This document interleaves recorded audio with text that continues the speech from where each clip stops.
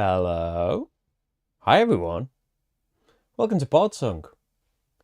Hopefully you can see me and hear me. Seeing a lot of purple, I know. But yeah, we're going to do an adventure. We're going to do some adventuring. Marty, at the moment, is in his usual huff. But yeah, I think we're better off. He might appear, and basically my mouse is going to be here a lot, referring to reference sheets of symbols and all of that stuff. So yeah, it's hiding that a little bit. So yeah, this is an enormous box, a very long box of minis and boards and stuff. It's a big adventure in RPG kind of game with a big storybook as well. Loads and loads of decks of cards that are mostly off screen. Hey Steve, hey Paul, hey Joel. Yeah, the masking tape, yes. So on that point, the game is very big, and that extends to the board. So this is kind of, like, say a big like 3-panel game, like a Vital Lacerda game. The board maybe that big, and it folds out. Like, I don't want to crush the Stoneheart there. We need to play as her.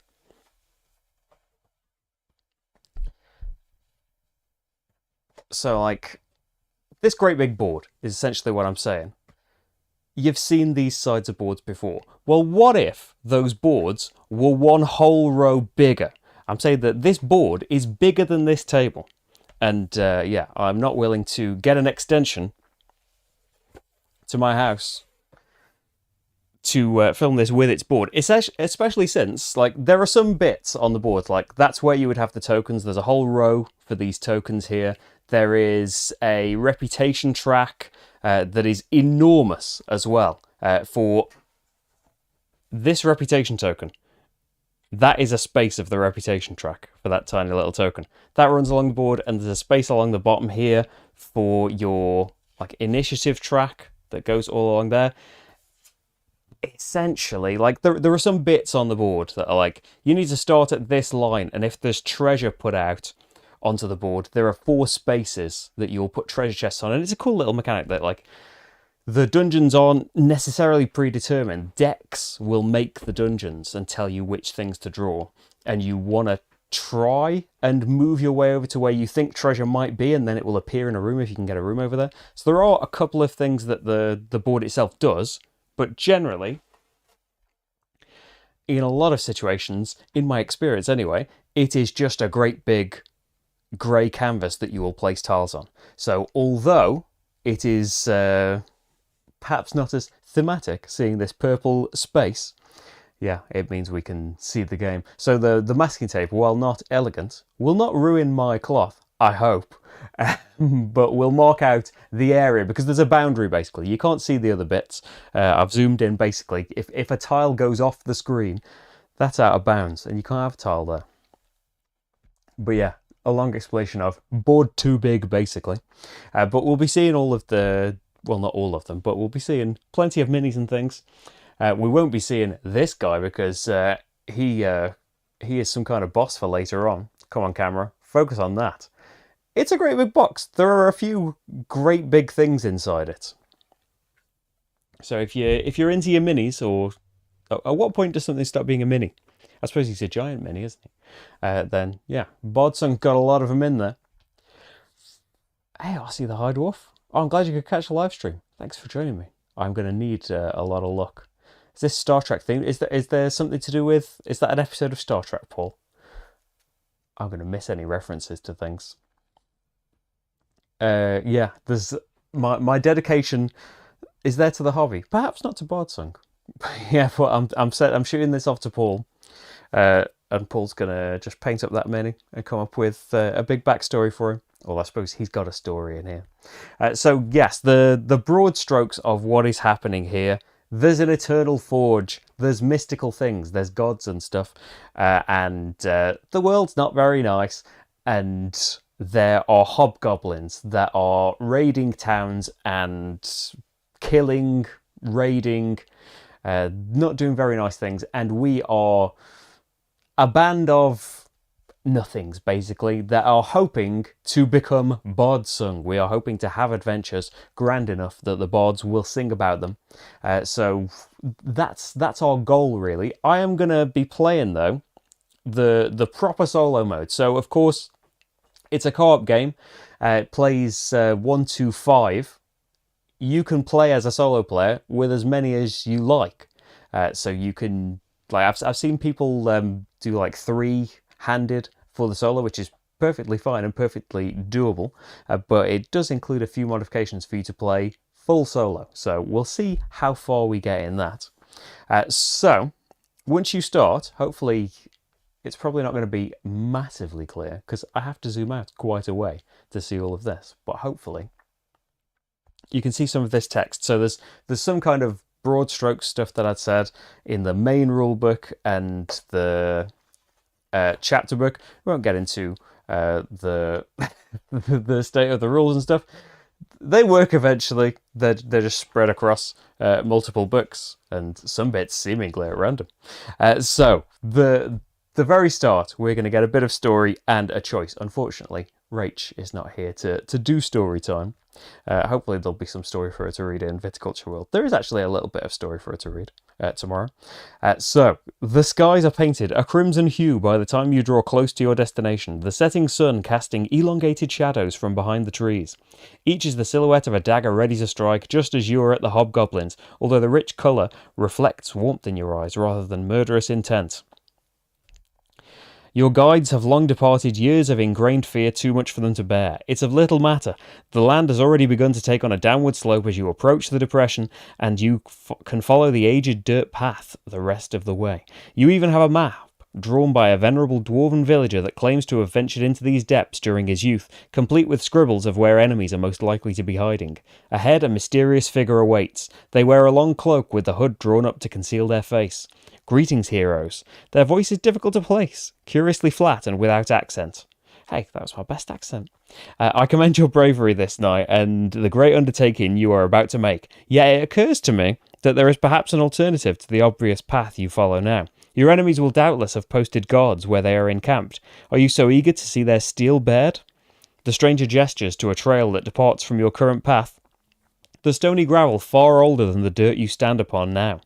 You notice their protruding finger is skeletal thin and extremely pale. Another route lies upon the stone path yonder and amongst the ruins. Such passages might even yield precious treasures the fiends are yet to uncover. Surely such wonders might allow you the upper hand against them when you hunt them to their lair. Their piece said, the mysterious stranger abruptly departs, gliding down the path they indicated. I shall await you at the bottom, brave heroes. I suspect you and I shall become well acquainted this evening. You're now faced with your first choice. If you want to investigate the ruins and see if there's any truth to the stranger's claims, progress to Chapter 1. If you'd prefer to remain on the trail and hope the hobgoblins lead you to their captives, progress to Chapter 2. I don't trust this guy one little bit, and I've already set up Chapter 2, so I'm going to go with that choice. So, straight away, there are all of these chapters. This is kind of how to read the chapter bit. So, Chapter 1, this would be if we had gone to the forge, but we have not. We are going straight to the hobgoblin encampment. So we're going to have a bit more story, some setup. So there are general setup things for these decks. There is a corridor deck that is just shuffled up. Use all of those cards. The room deck starts off with some particular cards in it, with a few removed if you're playing solo. And then we have, depending on the symbol that's on the room card that we draw, it will tell us to draw from a battle aspect deck or a challenge aspect deck. They are set up at the very start of the game with some cards in them, but this chapter has told us to put particular cards in those decks. So there are generic things you will always start with, but depending on your choice of chapter, you've already made some difference, and things that you will do throughout the game, perhaps things that you encounter in the challenges, will make a difference to the cards that you encounter in the future. So it tells us to set up some decks. This great big map here is the chapter. So the chapter is going to be made up of multiple scenarios, basically. The first one up here, the stairs tell you that it's the first one. There are symbols that tell you the type of encounter that it's going to be. So these are just normal dungeon things, and that is going to be a mini-boss. This tells you it's going to be the end. There are flags that tell you, the encounter that it is, 2A, 2B, 2C. So we always have to start off here. When we've finished, there's a bit of text that we can read, and then we're going to have to make a choice of which way to go, read different passages depending on which we pick, and play different sections depending on which we pick as well. There are a number of different treasures to find depending where we go. So if we go over here, there are 3 treasures to find in that second scenario. And then whichever we choose, we will end up down here and we will have to go out. Other things on here, there is a Wandering Monster deck. It tells you which cards to put in there. When we draw the rooms, when we populate the dungeon, we will see various symbols appear. This is a key basically telling you which enemy corresponds to that which symbol. And there might be some terrain effects as well that are defined in here too. And finally, there is a progress tracker telling you what's worth XP. So depending on how many encounters you completed, you get an XP for each. If you find lost treasure, you get an XP for it. And if you complete the chapter, you get 3 XP. Upgrades in the game, broadly speaking, there are a few different ones, but broadly speaking, it's going to cost you about 3 XP to upgrade something.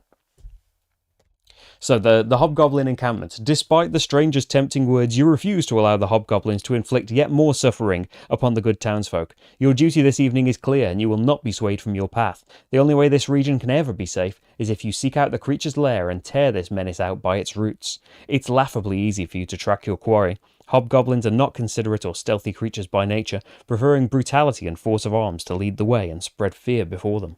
The bandits have left a trail of carnage behind them, discarded and bloody possessions, slaughtered carcasses, and the stench of sweat and rotten flesh that surrounds every hobgoblin from birth until death.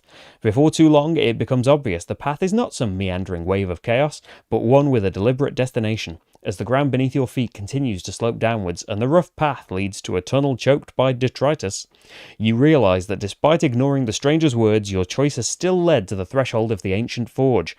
Clearly, fate had this destination in mind for you regardless.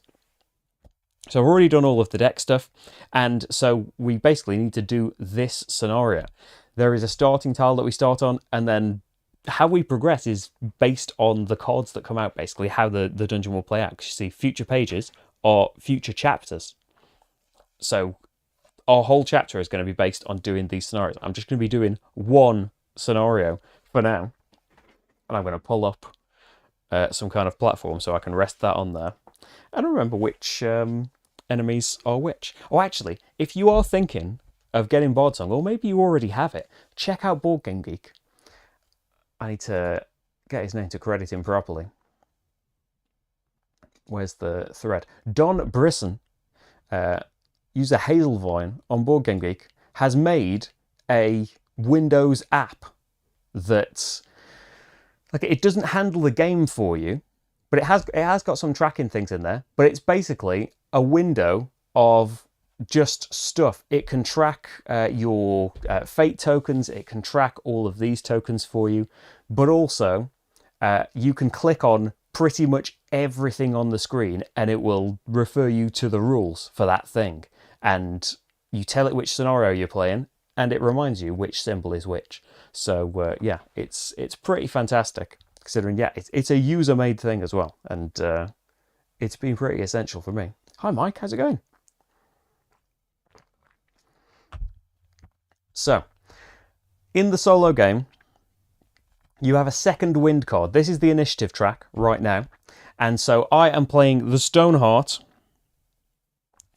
and I have the second wind card there. So I get 2 goes per round. Over here, this angle should work. This is my tray. So the game also comes full of game trays in the box, and everyone's got their own tray for their hero with a little slot. You know, you stand up your abilities in there. Not so great for my filming, but yeah, if you were properly playing, you could do that. We have stats. The back of our card dictated, the abilities we started with, which stats got boosted, our starting equipment. And then over here, we have some statistics as well. When we move, we can move 2 spaces.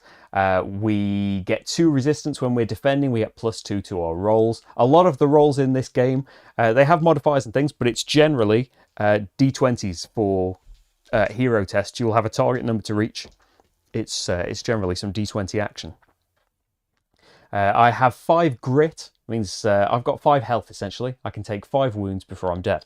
In the full solo mode, you get 2 extra grit, so I have 7. That is the range of my attack, so 0. I've got an axe and a hammer, and when I hit, I roll to crit. After you roll to hit, and I roll a D8, so everyone's is different. Some people just roll, I think there's one character that does a D4, but there's also, there are characters as well, included in various expansions things. It was a Kickstarter, so there were a load of extras and things. I've seen that there's at least one character that uses a D10 to crit in there. I've got my starting equipment, a weapon, and a bit of armor. They don't really do anything right now. I can attach things to them if I find particular gems that will go in them. Right now, there's nothing. I have... Oh, what are the names of them? I have 2 things, essentially. Let's flick back in the chapter book and tell me the name of these solo helpers. They're for 2 players as well.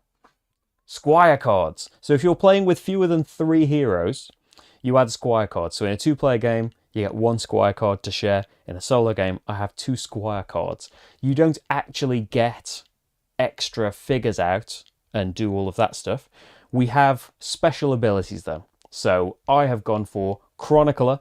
At the start of each round, I can regenerate a fate token. I can flip a fate token from its exhausted side to its active side. There will be abilities that require fate tokens, like this one right here. That 4th box there, oh, and charge, you need to spend fate tokens to use them. So being able to regenerate them is going to be fantastic. I get an extra refresh at the start of each round. And at the start of each round, after dealing a new marching order, that's your initiative order, one enemy suffers slow. So they will move 1 space down in the marching order, which I am hoping will push at least one of my cards earlier. I'm hoping that will help me out. Because, yeah, if you can go before the enemy and do well, they hopefully won't get a turn. Oh, the other thing on Stoneheart, everyone has a special ability that relates to them regaining fate. So I am Virtuoso. If this hero hits with 2 different attacks during their turn, replenish a fate. As for attacks and abilities, so 3 of these I started with, and then the game recommended, there's a little tutorial, and then at the end of it, it gives you 3 XP, and recommends you probably want to spend your XP on charge. So I did. So I have Helping Hand. This is a passive ability. Everything on it has got, like, it tells you the level of the thing. This means passive, this circle here, this means like it's something that needs to be activated. It tells you an XP cost to upgrade it and flip it over. Helping Hand, when this hero makes an explore action and is placed on the current tile, place another hero from the previous tile in an adjacent zone. I'm not too sure how this works in solo, because when things refer to other heroes, they refer to you in solo as well. So I'm going to just take it to mean, like, when I reveal a new tile, I can move an extra space if I want to. Yeah, I'm not going to worry too much about it. On the abilities themselves, the attacks. So this tells me that it's an attack. This symbol tells me that it's a physical attack. This symbol tells me which of my stats I will get to add to the D20 roll to try and meet my target number. And this tells me whether or not I need to spend a fate token to be able to use the ability. Then there is a hit section. If you meet the target number, you will hit. But as I said, after we hit in an attack, we roll to crit. And this is what a crit will do. And there might be some text on my cards as well. We'll see all that. Let's get started in it. So I've got +2 on my strength, and I've got +1 on my hardiness, on my defensiveness. Let's just have a turn. Too distracting, Paul. Thanks for joining us, Paul. I mean, actually, I meant to take this off the screen for the time being. Let's have the maximum space. Okay, so whose turn is it? It's Stoneheart's turn. This needs to be roughly in the center of the board. This is our board for the time being. So you can see the button's not assigned to the proper place. So you can see down here, that the tiles are divided into various sections. Usually you'll be able to see, but there is a reference guide, it's enormous, in the box that kind of tells you the full divisions of the tiles. There's 4 spaces on this tile. There's the stairs that we start on, and then there are 3 more sections on it. So your movement is a number of these sections. These are doorways that we're going to open up and hopefully explore quite nicely. So I can attempt, on your hero turn, you can attempt to cure and then take up to 2 actions. So your options are move, use an ability, a skill or an attack that needs to be used. You can explore, reveal new things, and you can open or close a door for an action. So from these stairs, I'm not going to be able to do very much. I'm going to have to move, and it's going to be a number of zones up to my speed. So let's try going up here, because there is, I need to remember to pop this token down. There is a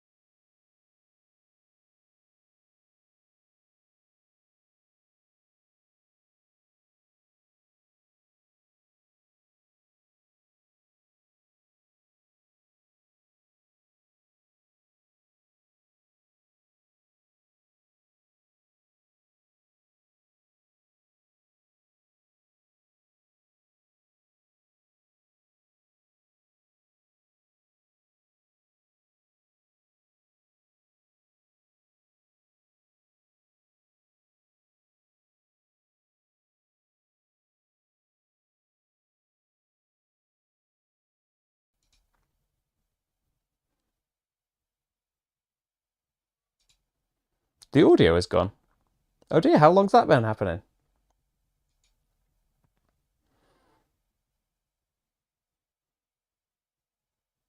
Paul took the audio with him. Is it back now? I've unmuted it. I don't know what made it mute though. What have you missed? So it's just when I went to get the tile. Oh, when I put the treasure token in. Okay. So yeah, the encounter says that we have 1 treasure token. The northernmost thing is roughly here. So I'm not using the board, so we can't get it in the exact place.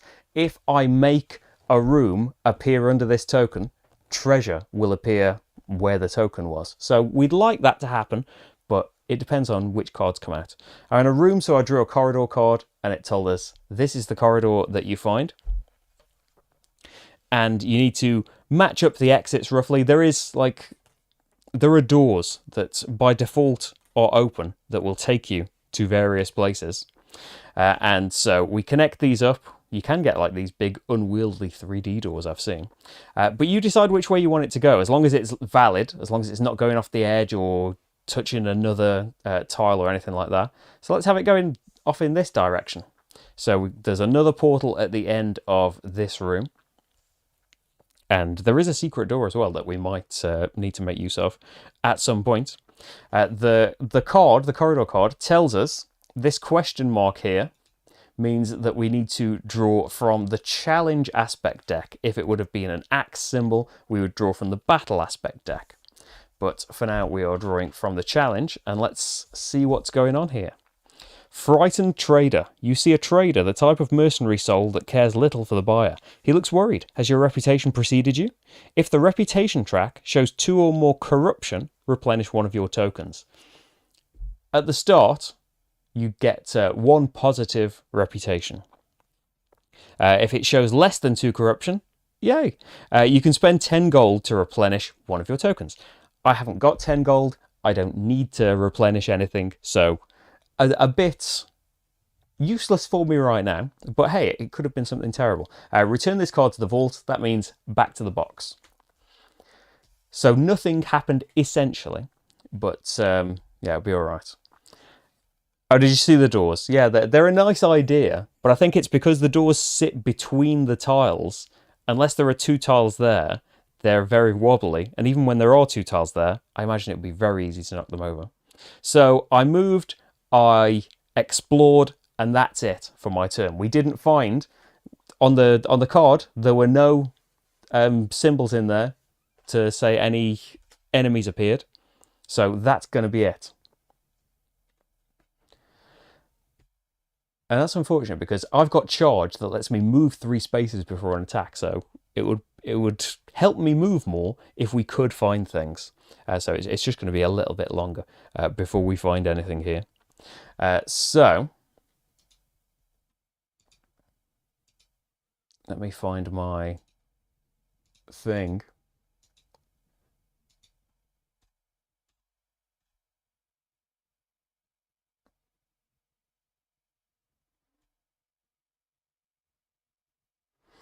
Right, so I think I'm just going to have to move twice in the next one, right?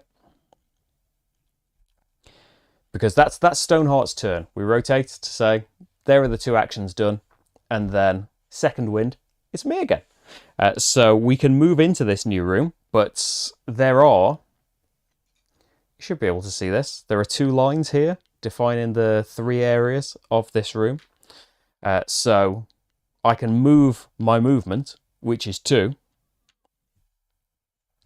and I could spend a toolkit to open a secret passage here, but when there's an actual door there, let's not waste the toolkits. There are health potions you can use to replenish your fate tokens. There are the campsite tokens you can use to put like a checkpoint in.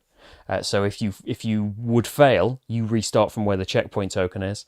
Toolkits can be used for secret passages, and they can be used for other things that cards will define. Oh, the health potions are for healing you. The charms are for restoring your fate tokens. But right now, we don't really need to spend anything. So the second action, you can take the same action multiple times. It's just going to have to be to move again. And then there we are. That is it. There are no more turns to have. So we go to the end of round phase. Resolve any conditions anyone's got. And then we need to make an event roll. So you make an event roll when the number of tiles is more than 2. So that's okay, isn't it? There are only 2 tiles right now, so we don't need to do an event roll.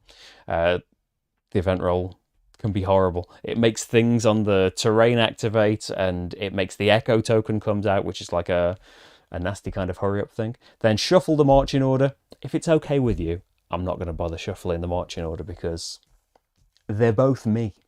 For now, resolve any ability cards effect, resolve anything else, and then it is back to the main phase.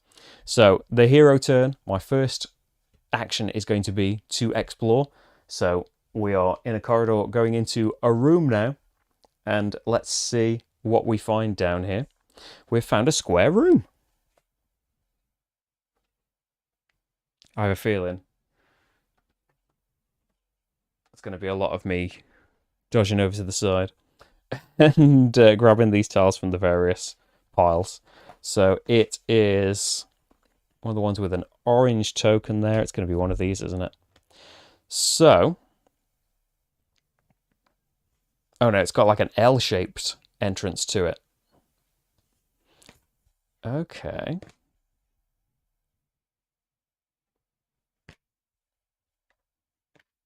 Oh, there we go. So if I want to be able to reach this treasure, which you can see, it's just poking off screen there, then that would be a good place to have that, wouldn't it? I'm happy with that being there. And then we've got a path kind of going straight upwards. The point, by the way, is to find the stairs. Right. And so we need to populate this with enemies. The circled spaces are for 4 or 5 players. So we can ignore those ones, but it does mean that we are going to be dealing with 2 raiders and the butcher. Ouch. Okay, so I need to grab the cards for the raider and the butcher. And then there's going to be a battle aspect card to deal with in a minute. So they're going to go into the marching order. And we need to find, where's the butcher hanging out on his own? There's the butcher. And we're going to have 2 raiders out here. So raider in that space, raider, and the butcher in that space. Make sure I've got them the right way around.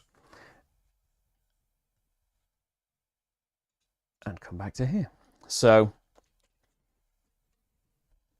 the cards, by the way, the enemy cards, unless they're double-sided, are hidden. But your cards, you just got to look away when you shuffle these things up. There is a nice shuffler included on this app that I'm using. But in case you don't believe me, I will shut my eyes, and the round basically ends when you... I've still got my eyes shut. The round ends when enemies come out, and we get a new marching order.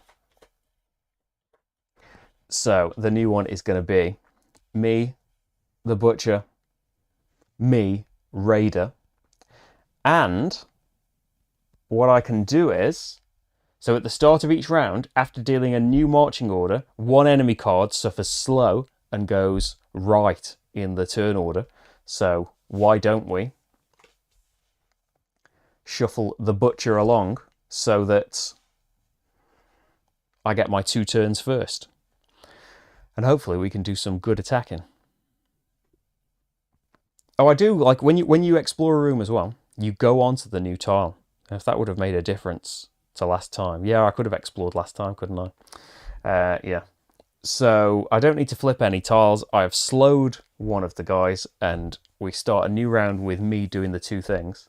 Looks like I saw with the... Yeah, the tiles are... It is a bit vague looking at things. There's a lot of... Like, I don't want to be too down on the game because it's been enjoyable. It's got its good points, but it's also got a lot of kind of minor complaints. Like, I suppose moderate, some of them. Like, a lot of symbols. Like, the text, for me, I am, like, fairly short-sighted, but still, I feel like the text is very small, and the symbols even smaller, especially, like, these raiders here. This symbol here, I think it's tripped other people up as well. This symbol here can be like, when you attack them, you are at disadvantage with these crossed swords. But as well as there being a crossed swords, you being at disadvantage is the crossed swords and a tiny little plus in the corner. But this is actually a tiny little minus and not a plus. And it means that the raider is at disadvantage when you attack them, or that you are at advantage. So, like, it's a very important difference. But for me anyway, it's been hard to, like, spot some of these little things. So I have brought the new room out, I have put enemies in it, and I should have drawn a card before all of that, but we'll go for it. So we've got reinforcements. These foes surely aren't alone. Finish them off before they can call for help. Place a number of timer tokens on this card corresponding to the number of heroes. So there are going to be 4 tokens on this card. They're the same as the wound tokens. They're the other side of the wound tokens. So we've got 4 timer tokens on here. During the end phase, discard a token from this card. If there are no tokens to discard, place D4 of this enemy, that's brigands for this scenario, on the previous tiles, then discard this card. The previous tile is the previous tile that you drew, and so it's this one for me. Whereas if I'd run off somewhere and drawn a new tile, this would be the previous tile. Okay. Yes, Espagosi. You think it's hard to read the things as well? Yeah, very, very small. And I suppose, like, they've gone for a cohesive, the same text size on everything. But, like, for the Squire cards, for example, there's so much room on that card. Make it a bit bigger for me. Especially, like, it's easier to see because it's just an arrow, but, like, that symbol could be massive on this card. Right. So we've set up a new room, and I'm getting 2 turns to try and do some combat against these enemies. So if we look... Oh, wow. It's perfect. If we look at who we're attacking, the big number in the corner is our target number. So whatever we are attacking with, it's going to be a d20 plus 1 of our stats, and we are trying to meet one of those numbers.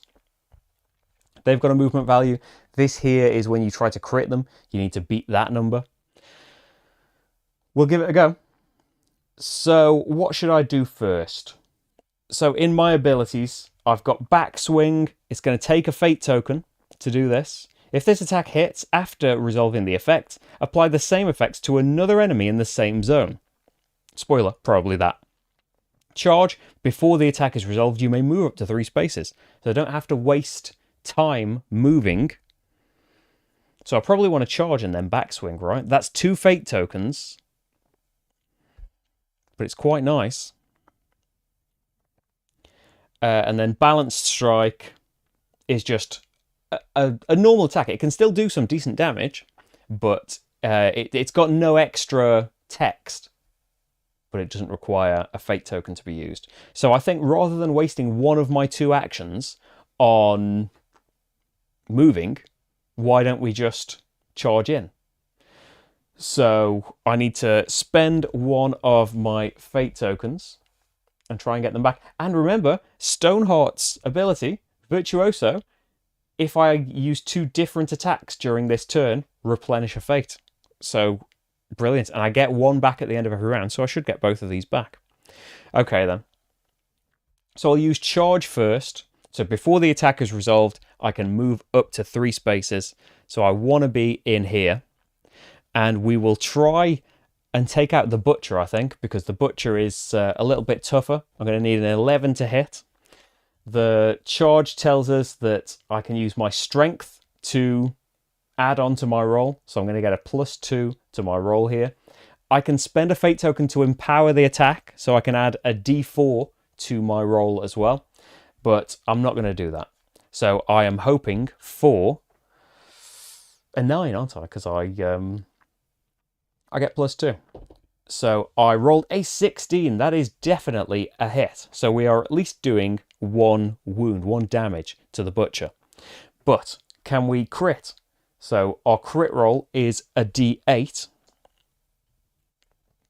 So always got to check the die to make sure there's actually 8 sides on this and you haven't picked up a d10 by accident. So I need to roll higher than a 4 to be able to crit instead. So yeah, I need a 4 or higher. So there's nothing modifying this, but there's a decent chance. It doesn't really matter whether I attack him with that or not. A 6 is beats his toughness, and so I resolve the crit effect, which is 2 wounds, which in this game is quite good for things, because generally, not always, but for these enemies at least, it will kill them.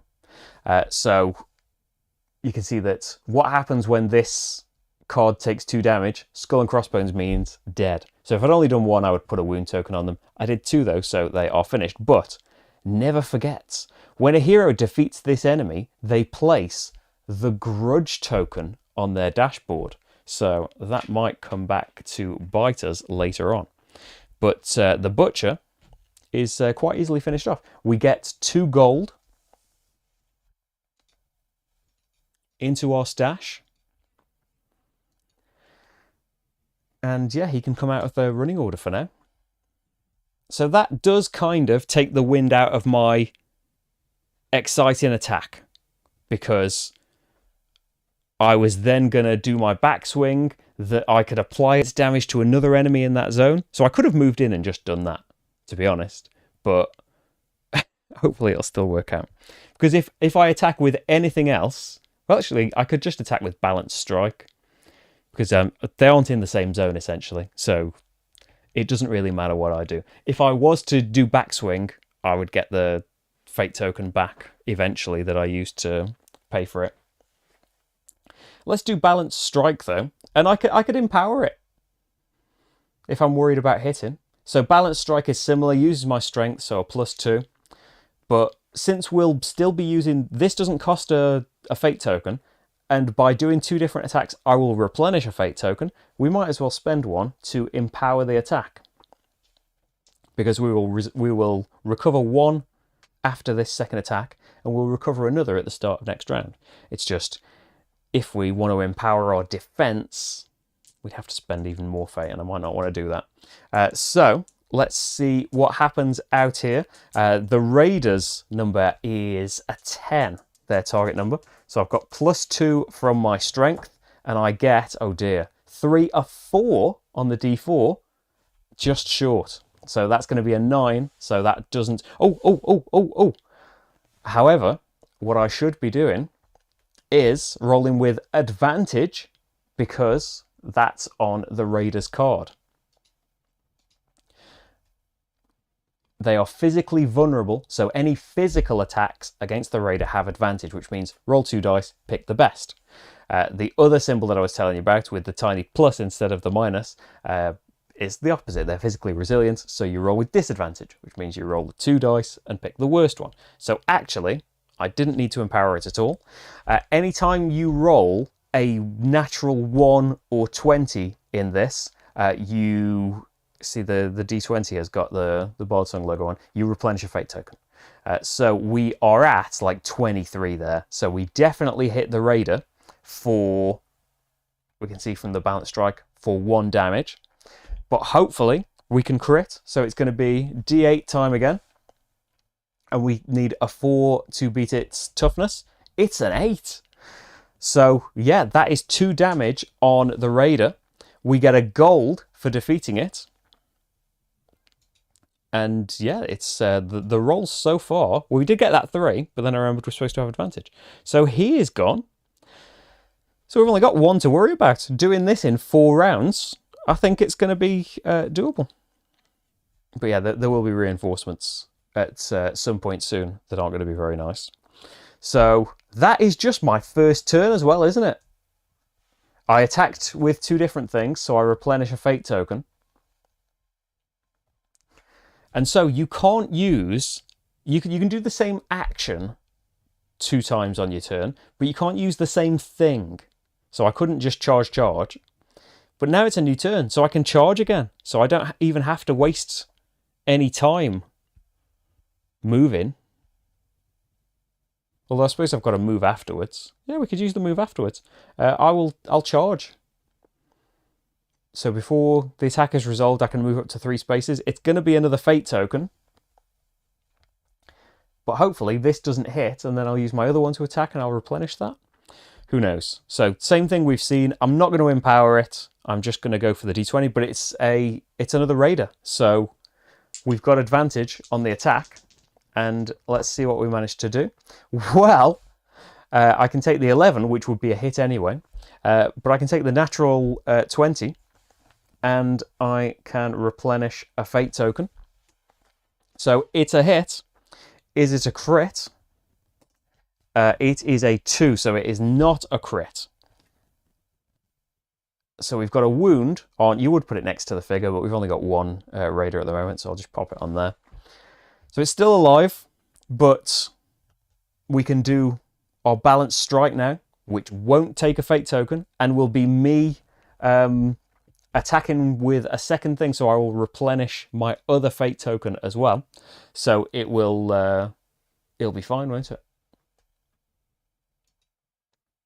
Oh, natural 20 is an automatic crit as well. Oh, even better then. So it's dead. I've been doing that wrong. I've been remembering the replenishment. So the replenishment doesn't matter too much. We're not going to get to do it with a second attack, but there are no more attacks coming our way right now. So we'll just replenish the other one at the start of the round, which is lovely, really. That's a lot nicer than my first encounters usually go. So then it's going to be movement. I will move to the door, and then that's my second action. So we can go to the end phase, resolve any conditions. So we need to, I suppose that would be in the resolve anything else section. There are no delayed things. Make an event roll. So we do have more than 2 tiles out now. So we need to make an event roll on a D6, and that's going to be a 6, which is resolve the terrain hazards. But there are no, so the hazards in this, the the terrain tokens would be banners that can come out, but we haven't had any of those yet. Or there are a lot of various hazard tokens that can come out, but they haven't. This would make them kick in a 6. So in other circumstances, you absolutely wouldn't want a 6. If it had been a 1 or 2, and we've got to do this at the end of every round, in a 1 or 2, you activate the echo token. If it's not on the board, it goes in the starting area, and when it activates, it moves an area closer to a hero, and if it gets to an area with you, that's where the wandering monster cards that the scenario told you to get ready, you draw one of those and put it into play. Right, so nothing from the event roll. Shuffle the marching order. Again, it's just me, so I'm going to leave it as it is. And then I don't have any ability card effects in the end phase. Resolve that, so we take... So there are going to be some reinforcements coming in 3 more rounds, but hopefully we'll be able to deal with them. At the start of each round, flip an exhausted fate token back. There are no enemies to slow, so it's back to turns. My first turn then is going to be... I've been moving this treasure token about roughly there. I don't know if the next room will get it. So my first thing is going to be to explore. I should have an open door here, shouldn't I? So I need a corridor card. And are we here? Oh, we've got a plus-shaped corridor.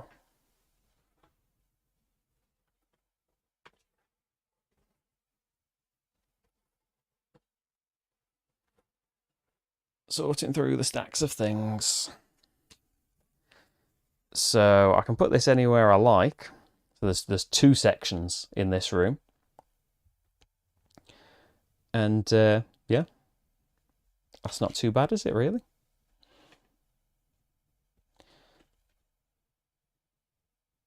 So just the reinforcements... Oh, the reinforcements should actually finish, shouldn't it? Because it's finish them off before they can call for help. So as long as I finish off the enemies in all of that time, then I'm fine. So I don't think I have to worry about the reinforcements. So we've got this new corridor. We've got a challenge aspect symbol on it. So we've got to draw a challenge card. Foolish Raider. They've fallen into their own pit trap and now wail away loudly. Choose one of the options below. Rescue it. So if I rescue it, I suffer fatigue and get a fatigue token, which means I suffer disadvantage on my next action roll. Or leave the creature in the pit. Place this card at the end of the marching order. Subtract 4 from the next event roll. Wait a minute, this says subtract -4. So add 4. No, I think it means subtract 4, doesn't it? From the next event roll, then discard this card. So making it much more likely that the echo token is going to come out. Which it's still a 1 in 3 chance that that's going to happen. That almost guarantees it. Well, it does guarantee it, doesn't it? Because even if you roll a 6, that turns it into a 2. So I think we'll rescue the Foolish Raider. So I need to remember that I have fatigue for my next roll.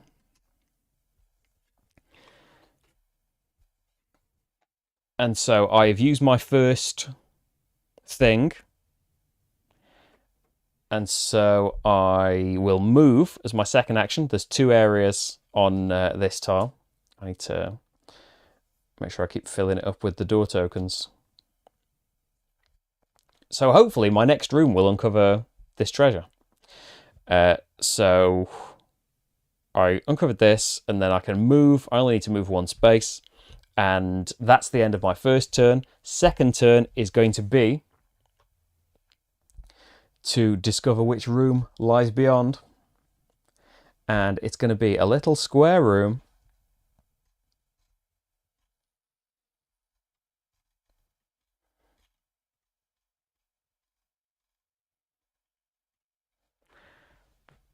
Right.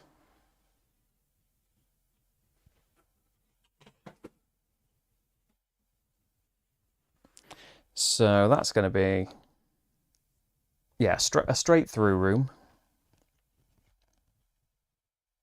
is this one. And so the treasure is like somewhere in here.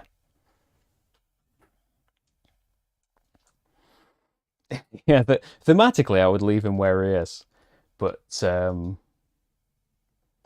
as a player, I don't want the Echo token to come out. Although I could probably deal with it, couldn't I? Really? Like, looking at what I've got and what I should be worried about, I can probably take it on. Because the Echo token, like, it'll make wandering monsters appear, won't it? Which is what we don't want. But as we, like, progress through everything,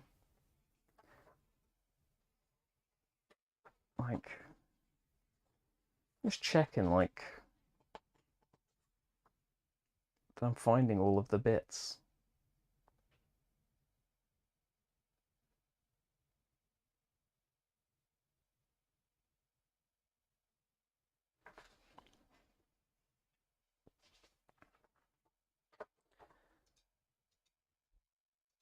Because, yeah, it is down to, like, the luck of the dice as well. What, like, they could have just been ones, couldn't they? And just been holding me back loads. But as it is, it's been pretty, like, powerful for me, hasn't it? Really. It's been pretty sleek getting me through things. So you don't have to worry about the Echo token.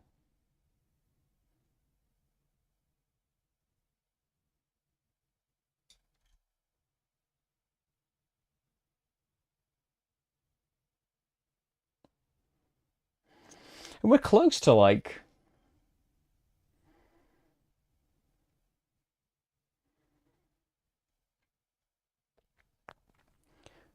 we're close to getting something like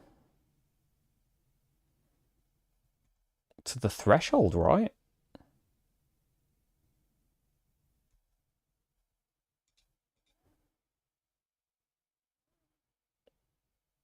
Yeah, could just close the door behind me as well. Like, it's an action, but it's well worth doing to stop things chasing you down.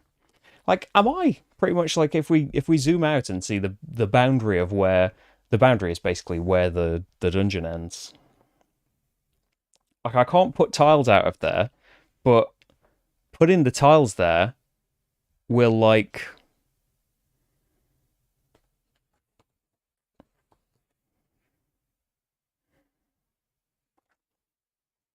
end things, right?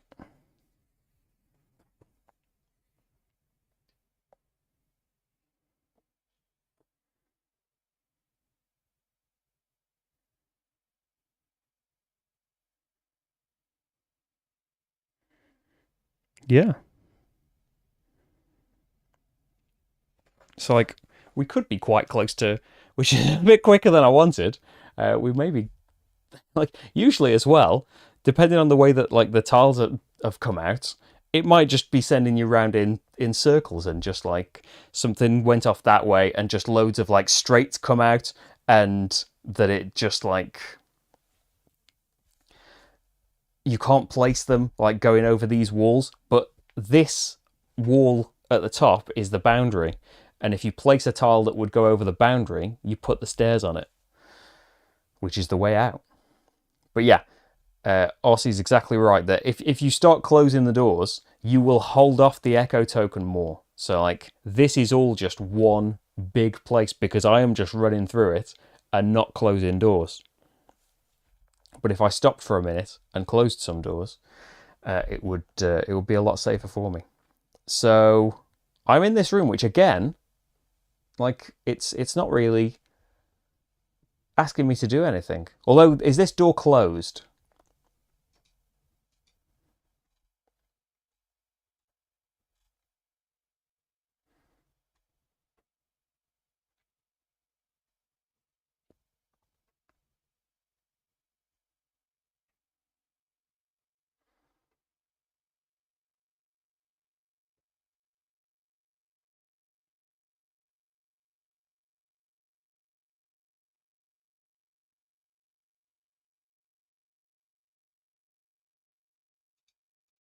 Or is that just, like, the first one that I've encountered that I can actually close?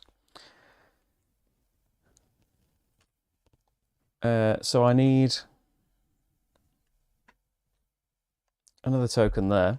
But it's not a battle aspect card. We have found a trapped prisoner. A weak voice startles you, a whisper from a hole in the ground ahead. A hero on this tile can spend an action to make a TN12 strength action roll. That is good for me. Not so good because I've got disadvantage on my next action roll, haven't I?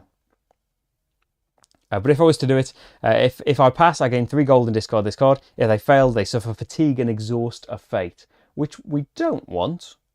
But at the same time, we might as well try, haven't we?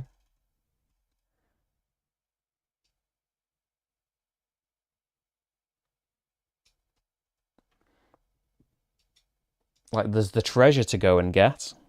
But I think I encountered, didn't I? I should probably close the door, right? As my second action. And then we're in this place. I was hoping there would be more combat as well. That's another thing that I've got fairly kind of lucky on, that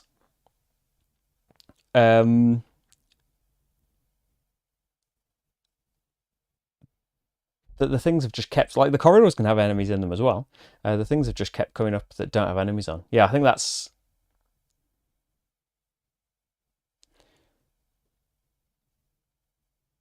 Yeah, the very first one is just like your starting tile. So maybe that's the only one that I can actually close. So I should just move. Just move about. I should move on to that treasure, actually. And so if you grab the treasure, you can go through the lost treasure deck, which, well, you get a card from it, which is like, you shuffle up this entire treasure deck and draw 4 cards from it from the chapter.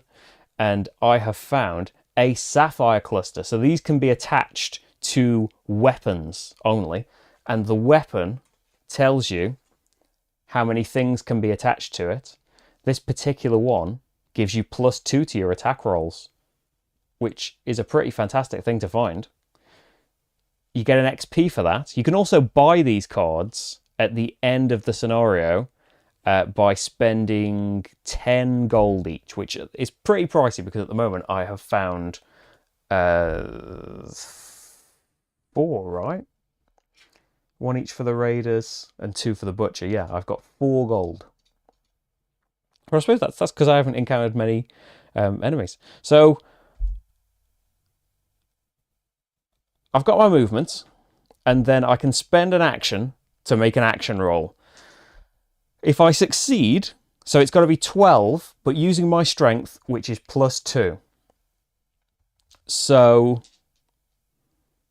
yeah, I am fatigued, so I'm at disadvantage. Wow. I mean, that's what you want when you're at disadvantage, isn't it? So I didn't get the natural 20, but I still got a 15. +2 is 17, which beats the 12. I get 3 gold from that trapped prisoner, which I'm pretty happy with. And yeah, I probably shouldn't have been putting these like things everywhere. I'm just trying to be thematic and put these things everywhere. They're just portals if they haven't got all of the doors everywhere. So that's my... Oh, we've just done the end of the round, haven't we? So that was moving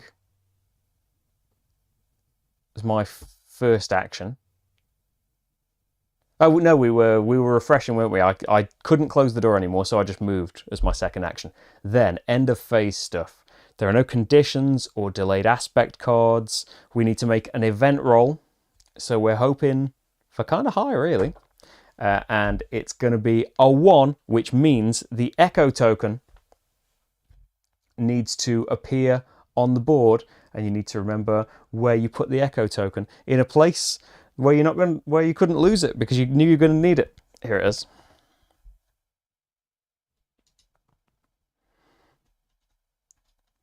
So the first time, right, the echo token just goes with me. Just appears down here, doesn't it? But then when it activates next time, it's going to be in an area with me, and so we'll put a wandering monster in. Or is it going to put one in right now because it's already in kind of one area with me? Because I haven't really found any doors, have I? Like I was thinking at first I've not been shutting them, but actually I do tend to just run through things as well. Apart from like, that's what I liked about the achievements that you could do in Medora, because I would do some pretty daft, reckless things trying to get the achievements in the various scenarios. Like, the Echo token is one of the things that kind of confuses me the most. Of like, I know what it does, it sounds simple enough, but where it comes and when it comes in, I think it's going to activate, isn't it? Which I would kind of like, because we will at least get something else happening.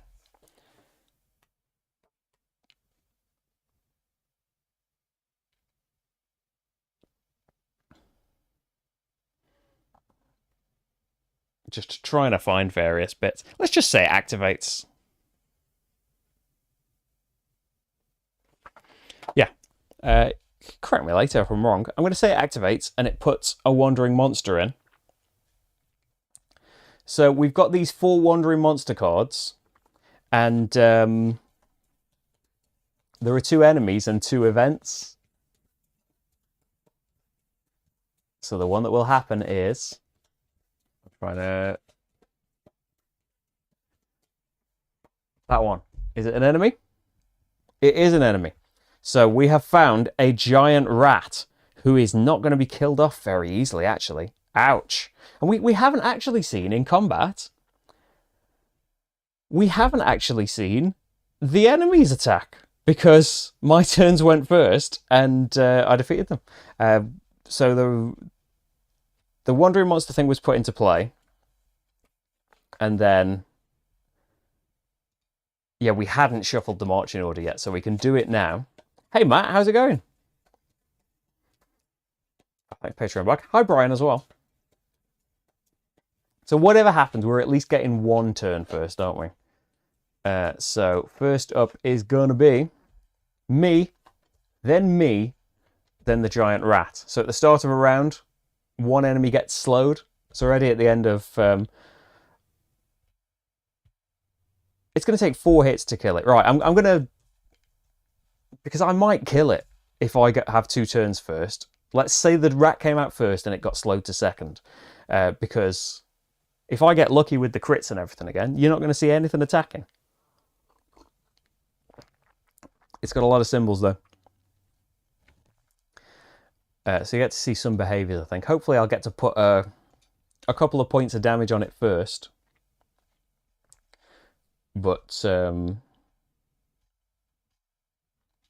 you'll get to see it do some things at least. So my turn is normal first. And just lets me attack, which is probably just what I'm going to do.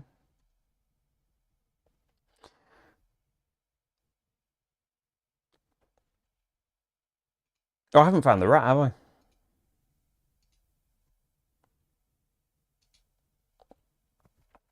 So, the giant rat... Come on, camera. Everyone wants to see the giant rat. The giant rat has a mini as well. And it could just as easily have been the giant spider from the Wild Wild West expansion.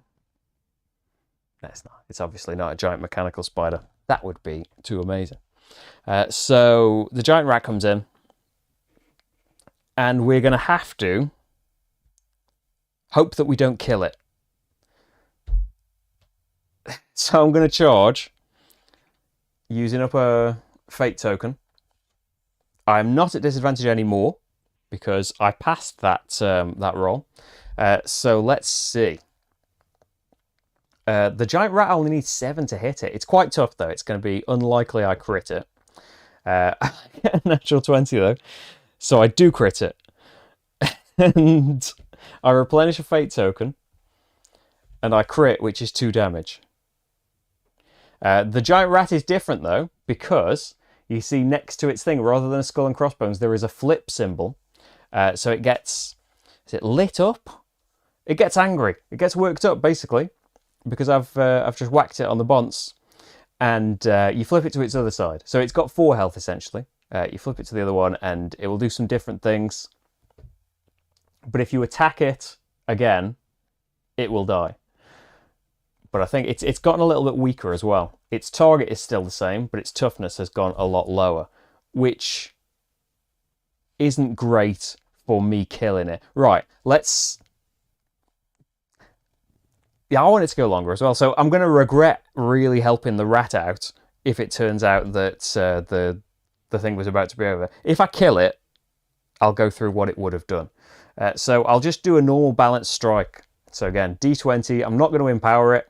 +2 on my roll, so I only need a 5 to hit it. There's an 8, so 10 beats 7. I hit, roll my D8 for crit. It's a 4. That's the toughness. So yes, I kill the rat. I don't get any gold for it, unfortunately. But let's imagine that it got a turn. Let's imagine that enemies in this scenario get turns, because I assure you they do, and they're horrible. So there are 2 symbols on this enemy. Sometimes it's just 1. For this one, there are 2. So you would find them in order. So it's Devour and Ferocious.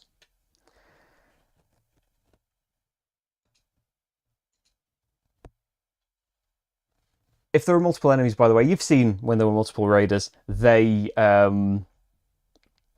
share 1 card in the marching order and all go together, and they've all got the same like behaviors, but they've got their own health and stuff like that. So according to their behavior trait, there'll be mandatory things. Sometimes there'll be conditional things. So there's all this stuff's in brackets. You just go down the list until you can do one. So first of all, the Devour card, tiny text. At the start of its turn, if this enemy is in the same zone as 1 or more other enemies, and there are no heroes in the zone, it defeats the enemy in the zone with the lowest initiative. I do like this about the huge rat, that it can take care of some nasty problems for you. If this enemy defeats another enemy, its turn ends and doesn't do any other behaviors. There are no other enemies. So it would be Ferocious. It would attack hero in the same zone. If it wasn't in the same zone as me, it would charge one of the heroes. If there were multiple unengaged heroes, it goes to the person first in initiative order. Obviously, in a proper solo, it's just me. Or it would just move if it can't get to anyone. Enemies automatically hit, but they roll against... they're just rolling to see if they crit you, and you get to roll a couple of extra things for them. So you roll a d20 and add your resilience, which actually Stoneheart is quite resilient. She's got 2 resilience to that. And you are trying to get a number that is higher than the enemy's target number. So if it had attacked me, let's just say, I would roll a d20, 6 plus my 2 resilience is 8, which would mean it missed. If I rolled less than its target number, it would do what it said on its attack. So it would do a wound to me, which a normal wound is just take one of these cards. You can get severe wounds as well that have effects on you, but this is just a normal one. You can only have wounds up to your grit or you will die. You can spend healing potions to get rid of them and stuff. So you gain the wound, and then this particular attack would also cause you to bleed. So you would get a bleed token, and you get -1 to the event roll for every hero that is bleeding. And if you rest, you get rid of the bleeding. So yeah, would be worse at making more things come out. As it is though, that's all just hypothetical, because, yeah, I need to go out and get a load of lottery tickets, don't I? Because the giant rat, like the 3 enemies that came before it, has not had a chance to even settle down before it was defeated. And so Stoneheart, hoping for the dead end corridor card. Yeah, there's dead ends in here. So we're going to move, and I don't want to shut the door because I want to explore. with my second action. So we need to have a look at which corridor we find. And we find a T-shaped corridor. I've just knocked a load of corridors off. But it's okay because they're all the same, I think. So this has crossed the threshold. You can't quite see because I made the threshold be the tape, so you didn't have to see too much tape. I'll hopefully not reveal anything too bad. There you go, if you don't believe me. I did measure out roughly the area. Because, yeah, you need to make your boards smaller. So I think we'll just move everything down. Because I'm not going back. But the echo token might activate again and make another wandering monster come out. I move into the new tile because I opened it.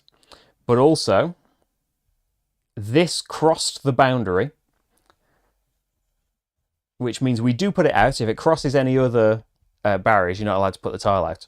But the top one is going to be the end of the scenario. We pop the stairs on here.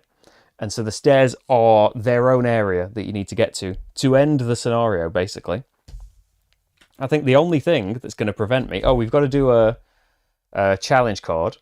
The only thing that's going to really prevent me is if another wandering monster comes out, which maybe we should just say one does.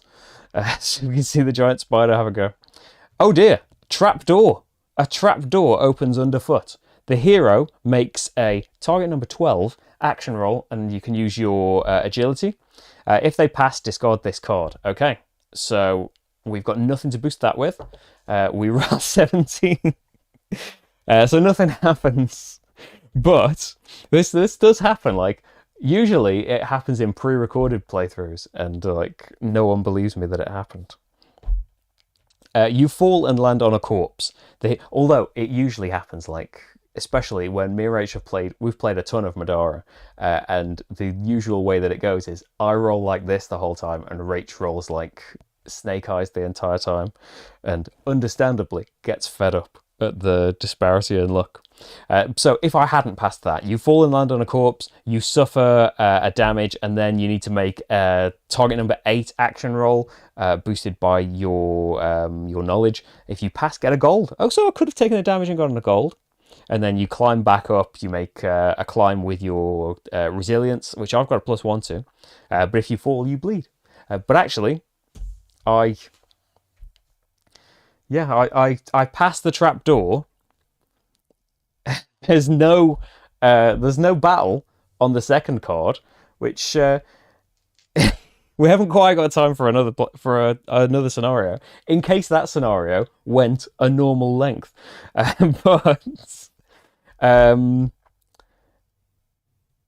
think whatever happens with the end of the round, we just got to make a wandering monster come out, haven't we? So yeah, there's nothing to do, is there, other than I'm not bleeding as well, so there's not going to be a -1 to this. So in the event roll, it's a 3. Let's say it's a 2, and we'll make a wandering monster come out. So there are the events that could have come out in this, just to try to show a little bit more off.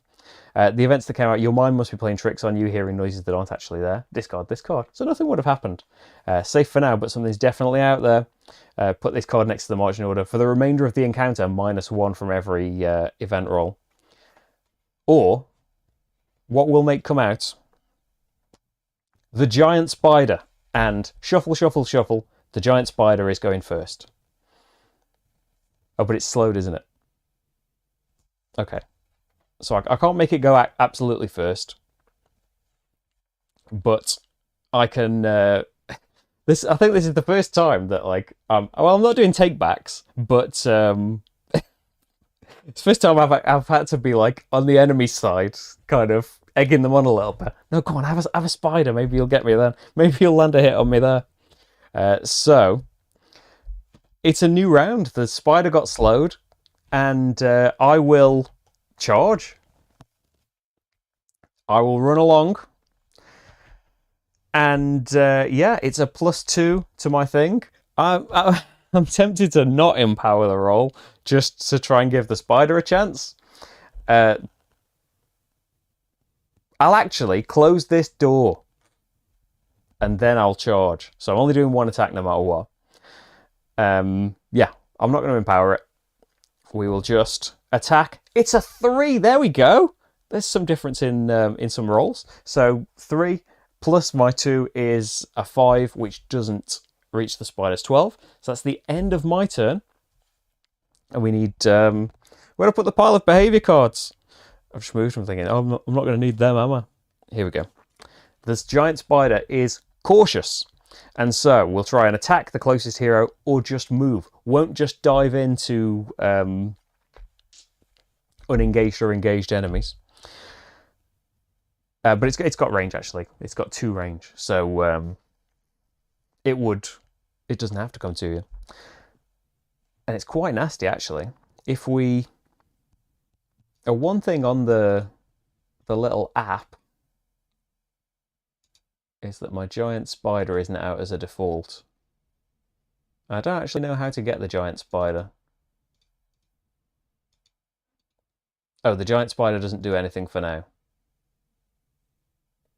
I think is what the app is telling me. But hey, I don't know why I wanted to click on the spider. It'll just tell you the various things. Right. So let's have it attack. Yeah, I'm excited that the enemy gets to attack me. So it hits. I can add 2 to this roll, and I can spend a fate token, of which I have 1,000,000, to empower my defense, which will give me a d4 onto this. And yeah, so I've got +2 from my resilience. That's just part of my character. So 9, 10, 11, and another 4 on a d4. So 15. The giant spider does not get to hit me. It would do a damage. I know I've worked hard to try and finally get it to attack, and now it comes to the crunch. I haven't let it. But it would also stun me. So you lose an action for every stun token that you have. So I would only have had 1 action next time. But I defended against that, and we can keep that there. And the spider's turn is finished, and so we can go back to Stoneheart. I don't need to charge. I don't need to backswing. The enemies haven't really piled up. I don't need to empower the attack, do I? I can have 2 attacks. So I'll do a balanced strike and see if I even need to spend a bard token. It is an 11 with my strength. That's a 13, so it hits the spider. And then its toughness, I've got to do 4 or more to crit. That's a 7, so that does indeed crit. So 2 damage is going to flip the card, and the difference is it doesn't do a lot different, actually. Oh, it's now got 0 range, though. I mean, like, in terms of hitting it, there's nothing different. But in terms of it hitting you, if it hits you now, you get a serious wound, and you also get poisoned. When you are poisoned, before you put a poison token next to your model, you suffer a number of wounds equal to the number of poison you already have, then gain the token. So your first poison's free. After that, it's going to start really hurting you. And it also is a powerful attack, so defense rolls automatically have disadvantage against it. So yeah, not very nice. So I've done 1 attack, haven't I?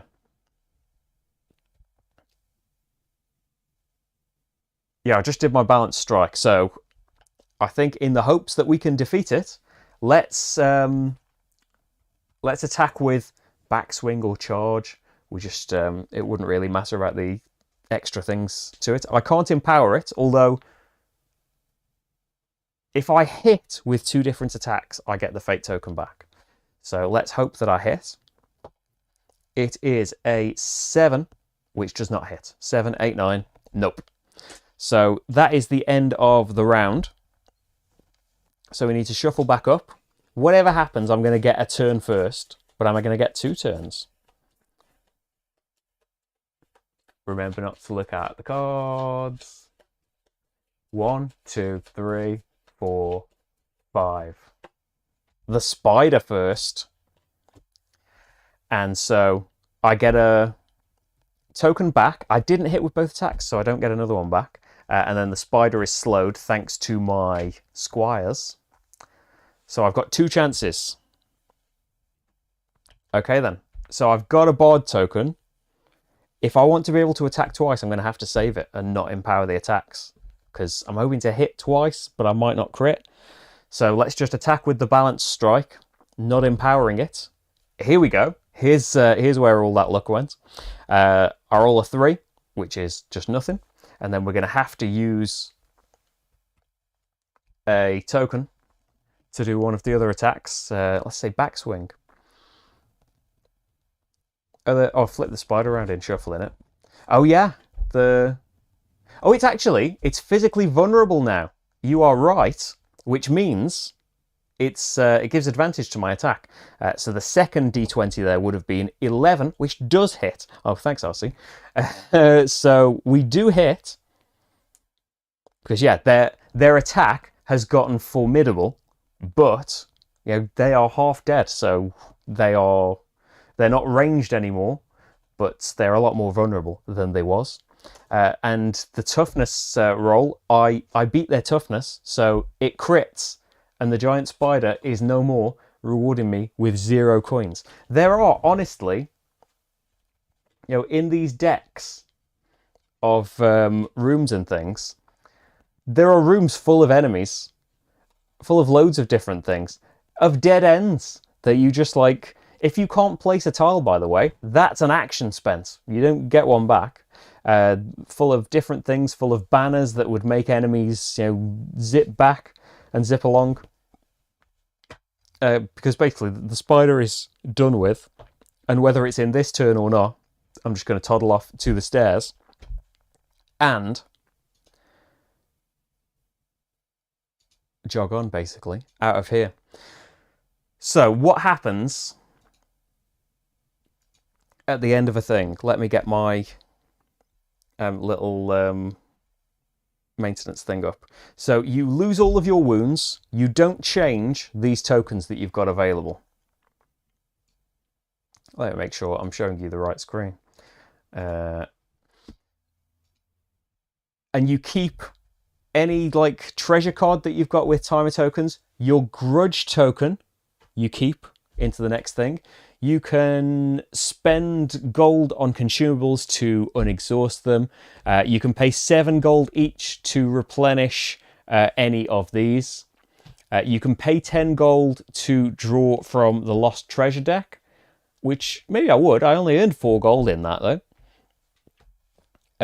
You can unattach gemstones and runes from your equipment. You can store gold in your stash later on.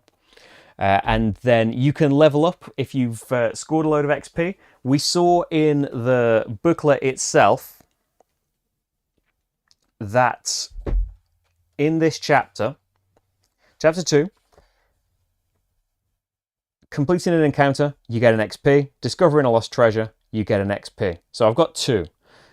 XP can be spent to, you know, you've got a whole deck of your own abilities that you can fill up with.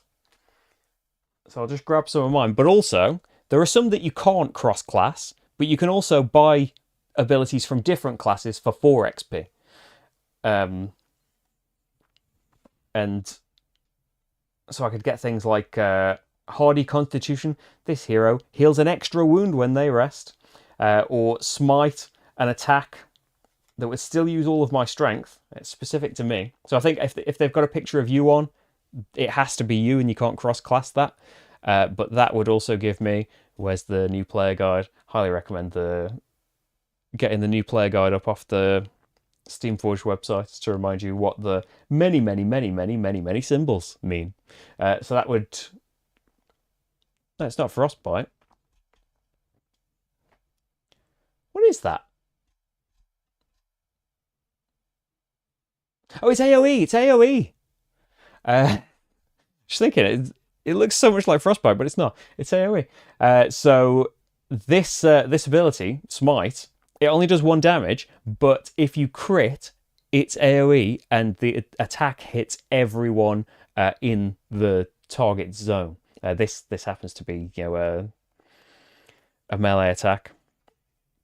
and this is just for my thing, shoulder tackle doesn't require a fate token, and as well as hitting, you can push them 1 or 2 spaces along, and you can upgrade the cards you've got as well. There's different costs for upgrading your card, like my backswing, that if I hit, it also deals the damage to someone else in that zone. I can upgrade it so that even on a miss, I get to push them away, and but as long as it hits, I still do the thing to everyone. And otherwise, it's the same in there. The charge, if I upgraded that for 3 XP, I get my 3 movement still. If I did move, add +1 to the attack and damage rolls. So you can do all of that stuff. You can also upgrade your stats. The XP cost is the modifier that you're now going to. So to turn a +1 into a +2 is 2 XP. You've got to go through them all, though. You can't just jump to, I'll spend 3 XP and go to +3 on this. You've got to go individually through them all to get to that stage. So they were the ones I just started with because it said on my character's card. Yeah, you can upgrade those stats as well. And with the option of being able to go into the cross-classing stuff, there's, as you can imagine, a ton of stuff that you can do to customize your characters. So I've done this 2A scenario, which then, I'll spoil a load of chapters for you. But 201 says, "The smell of the hobgoblins stings your nostrils in the confines of these tunnels, their lair no doubt close by. Yet, as you stand at the crossroads, unsure of which path to take, the mysterious stranger appears once more. You eye the hooded figure suspiciously. The motives of spirits twist like serpents when the mortal mind attempts to grasp them. In a whispered voice, the stranger speaks of treasures ahead, revealing the passage that leads to them. And yet doubt crosses your mind. If such riches do indeed await, why then has this creature not already claimed them? As the stranger fades once more into the shadows, you are each torn between the siren song of riches and the lure of noble battle. The choice is yours to make, but you will not be able to turn back once the die has been cast." And so that's going to be your decision of which of the next bits of the dungeon to go to instead. So you can see that, that would be the path that he's promising you then, because it gives you 3 treasure in there. I would say, about the characters in general and some of this stuff, it's leaving things up to you, kind of reading between the lines for things and filling in story yourself, which, is absolutely may well be your style. There's another side of the board for big boss battles and things. There's some different types of encounters, but a lot of them, and I know as a Gloomhaven fanatic, I have to be cautious about criticising something for the scenarios generally being just go in, wander around and kill things, because at least for base Gloomhaven, fair enough, most of the scenarios are that, and it's still my favourite game. But that's because the card puzzle and being in love with the world really, really helps. And I say, it depends, things just hook you, don't they? There are a load of things that I would criticize and maybe be completely put off from other games if they had them, but I absolutely adore Medora, even though at its core there's more to it than just meeting numbers. There's symbols on the dice and stuff that's some other games do similar things like that, but yeah, we absolutely adore Medora because kind of because story things pull us in, and it's video games that we have loved and stuff. I say that you've seen so we've done this scenario did go very smoothly, a lot smoother than I had anticipated and really expected. So yeah, if you would like to see more Bardsung, let me know, because I wasn't planning on doing more Bardsung, because yeah, I would say that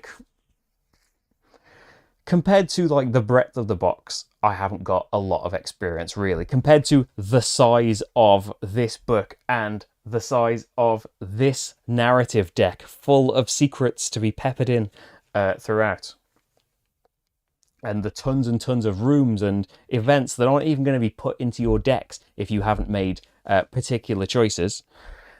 yeah, there's a ton of stuff in here, but generally, I have found it even fairly early on, kind of feeling like I need to make myself come back to it and kind of will myself to be like, oh, there's this kind of scenario coming up. Just get through this normal one again, because like I don't think that the playthrough kind of represented just like in a normal dungeon. There is a lot more fighting than this, and it gets to the point where maybe this changes as well once you've got a ton more things, or you've cross-class spec'd and you know all of this different stuff.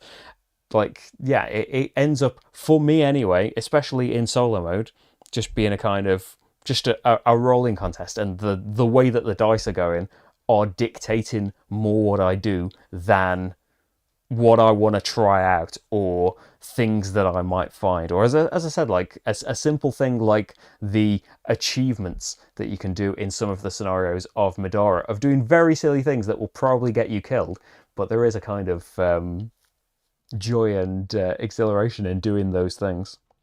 I don't know what I'm rambling about. I'm just saying, like, there's nothing that I would point to as a particularly, oh, this really annoyed me and I don't like it for this. But there's also nothing that's like really wowed me about it as well. Whereas, like, from its description and some of the things that it does, like, I love the idea of having these decks of events and rooms and things that are being altered by your story, your choices that you're making through this, through the narrative things. Through just paths that you went down, and things that are going to come back to haunt you or help you later on. It's a really nice system in that respect. But yeah, the game, the general gameplay outside of that has ended up, so far anyway, feeling, yeah, just kind of okay, which is the kind of a meek thing to say, but it's not what you want a game to be, is it? Especially when, even just in the realm of dungeon crawlers, and I know, like, if you look at a lot of the games I like, they are dry Euro trading in the Mediterranean games. But I do love a dungeon crawl. I like. I'm not particularly always against dice. When it comes to dungeon crawls, I'm a lot more forgiving. We played a ton of Sword and Sorcery. Was it last year? Yeah, I think that was last summer. We should have streamed that. Sword and Sorcery is more complicated in its systems and more obtuse, but honestly, bluntly, more fun.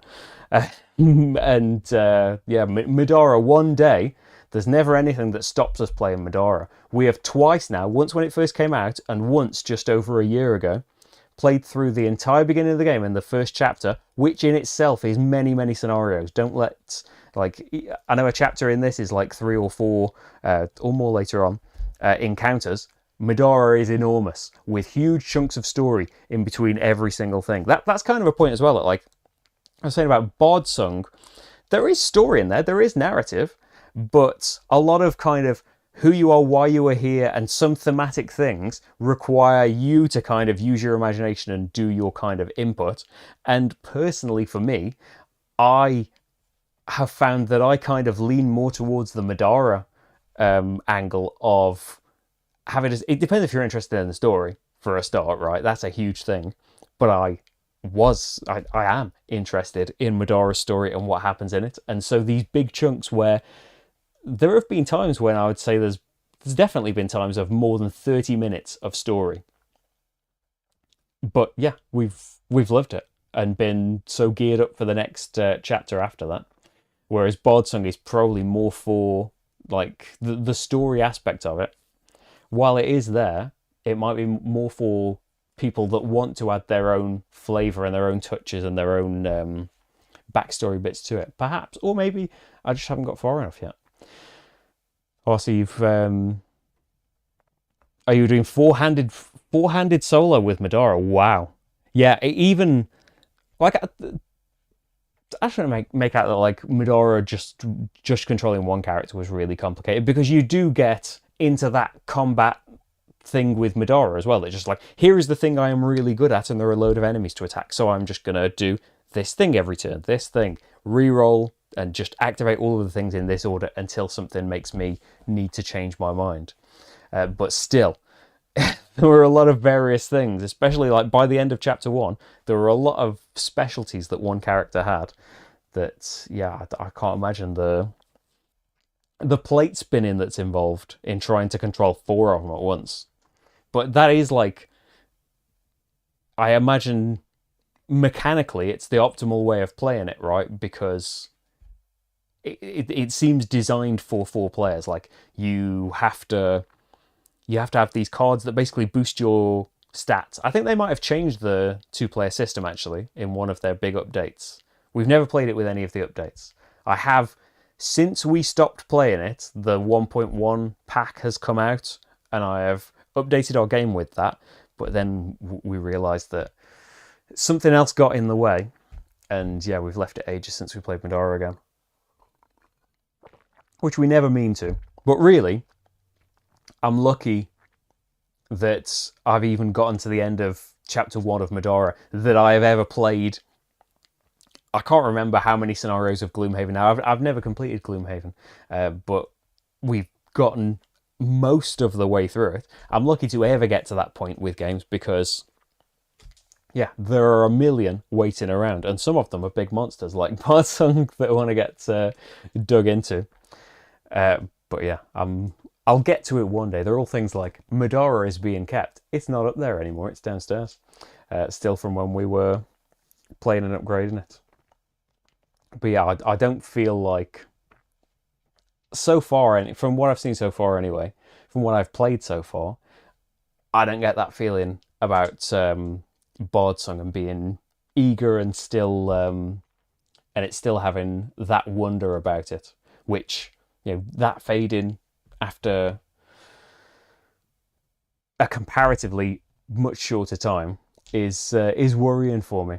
But hey, while it might have been a very lucky playthrough on my behalf, I feel like I really tried to make the enemies come out. Maybe I should have just gone through the room deck until we just found one that just made sure everyone was full of enemies. They had their chance though. You saw how they activated had they gotten more things. If you spot anything I did wrong, let me know. And yeah, maybe we'll see some more dungeon crawling at some point soon. There is like, we played, not on stream again, but we played the new Descent last year. I really enjoyed that, even though that's like, in a different way to this, is another more streamlined, more back to basics than something like Sword and Sorcery. And we have got, is it Chronicles of Drunagor? I always get its name wrong. I've got that downstairs because it's one I bought myself. I've kind of just got it on the back burner. I haven't even opened it yet because there's a million things that need doing. But yeah, I'm intrigued by that as well. It's got game trays making like multi-level dungeons in it and stuff like that. It's got like special cards that open and show you what's in a room, right? Or what's behind a door. Maybe we'll get to that one day.